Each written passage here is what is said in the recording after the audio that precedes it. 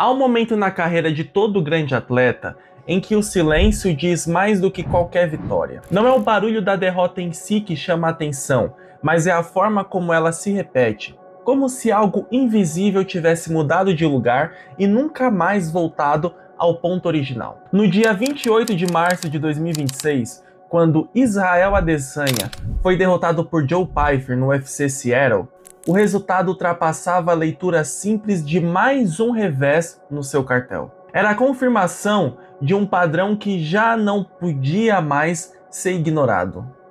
A quarta derrota consecutiva não pesa apenas pelos números.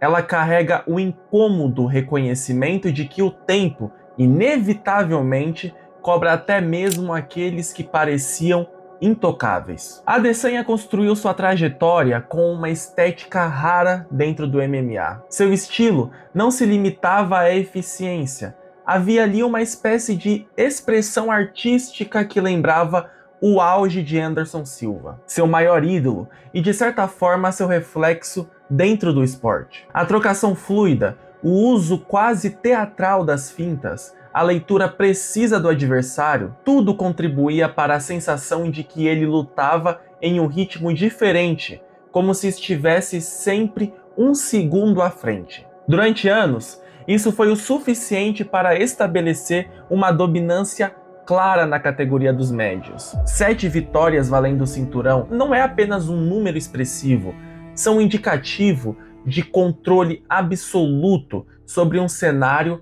altamente competitivo. A semelhança com Anderson Silva não está restrita ao estilo ou aos números. Ela ganha força quando a trajetória começa a descer. Anderson viveu algo parecido após 2013, quando perdeu o título para Chris Weidman. Aquele resultado inesperado para muitos abriu uma sequência que transformou a percepção sobre sua invencibilidade. O lutador que parecia inalcançável passou a ser visto sob uma nova ótica, mais humana, mais vulnerável. Adesanya atravessa um processo semelhante.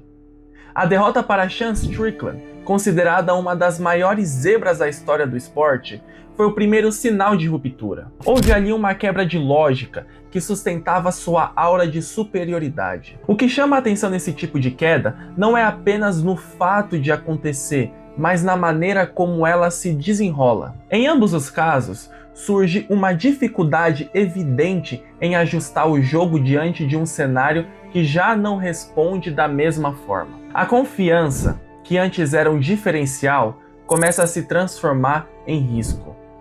Movimentos que antes funcionavam com precisão passam a ser lidos com mais facilidade. A velocidade imperceptível deixa de ser a mesma. No mais alto nível, essas pequenas diferenças são suficientes para mudar completamente o resultado de uma luta. A tentativa de expandir o legado também segue um roteiro semelhante. Anderson Silva encontrou sucesso ao subir aos meios pesados, enfrentando nomes como Forrest Griffin e mantendo sua mística intacta. Adesanya buscou o mesmo caminho, mas encontrou um limite claro diante de Jan Blachowicz. Essa diferença já indicava que as trajetórias, embora parecidas, não seriam idênticas em todos os aspectos. Ainda assim, o padrão geral permanece. O domínio, a ousadia, a busca de novos desafios e, posteriormente, a dificuldade em sustentar o mesmo nível de performance. Quando se observa a sequência atual de derrotas de Adesanya, surge uma questão que vai além do resultado esportivo. O que realmente define o fim de um grande lutador? Não existe um ponto exato, uma linha clara que separa o auge do declínio. Em muitos casos, essa transição é gradual e silenciosa, percebida apenas quando já se tornou evidente demais para ser negada. Anderson Silva acumulou 7 derrotas em suas últimas 9 lutas no UFC. Uma estatística que contrasta brutalmente com seu período de invencibilidade. Adesanya, com 4 derrotas seguidas, ainda está no início desse processo, mas os sinais são inegáveis. Há também um componente emocional difícil de ignorar. Adesanya já declarou que enfrentar Anderson Silva em 2019 foi como jogar basquete como Michael Jordan. Aquela luta carregava um simbolismo que ultrapassava o octógono. Era o encontro entre gerações, entre inspiração e legado.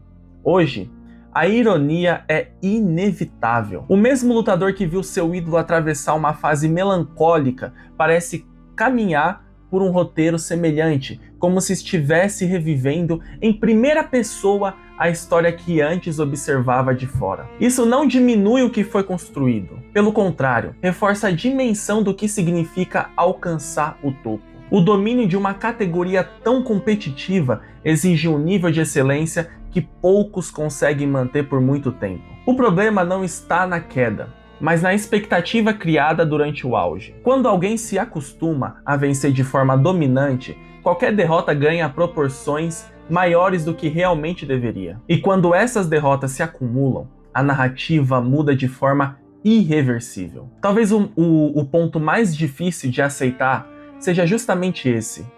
O fato de que nenhuma carreira, por mais brilhante que seja, escapa do desgaste. O corpo responde de maneira diferente, os adversários evoluem, o esporte se transforma. Permanecer no topo exige uma adaptação constante que nem sempre é possível. Em algum momento, o que antes era natural passa a exigir esforço extra, e nem sempre esse esforço é o suficiente. A história de Adesanya ainda não terminou, mas ele já entrou em uma fase que exige mais reflexão do que celebração. Existe uma diferença entre perder uma luta e perder o controle da própria narrativa. No auge, ele ditava o ritmo, impunha seu estilo e transformava cada apresentação em espetáculo. Agora a sensação é de que o jogo se tornou mais imprevisível, menos confortável, mais difícil de dominar. No fim das contas, o que permanece não são apenas as vitórias ou as derrotas, mas a forma como elas se conectam para contar uma história maior. A trajetória de Adesanya,